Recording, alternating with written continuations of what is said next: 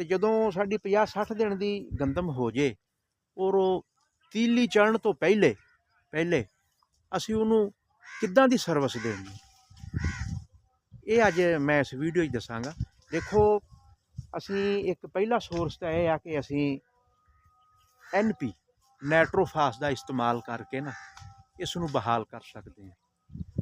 ਦੇਖੋ, ਸ਼ਗੂਫਿਆਂ ਦੀ ਤਾਦਾਦ ਤਾਂ ਪਹਿਲੇ 30-35 ਦਿਨ ਵਾ, ਜਦੋਂ 50-60 ਦਿਨ ਤੇ ਚਲੀ ਜਾਵੇ ਨਾ ਤੇ ਫਿਰ ਉਹ ਜਿਹੜੇ ਨਵੇਂ ਸ਼ਗੂਫੇ ਆ, ਨਵੇਂ ਬੱਚੇ ਆ, ਉਹ ਕੋਈ ਐਡੇ ਕਾਰਗਰ ਸਾਬਤ ਨਹੀਂ ਹੋਣੇ। ਤੇ ਅਸੀਂ ਜਿਹੜੇ ਸ਼ਗੂਫੇ ਹੈਗੇ ਆ ਉਹਨਾਂ ਨੂੰ ਅਸੀਂ ਮਜ਼ਬੂਤ ਕਿੱਦਾਂ ਕਰਨਾ ਵਾ।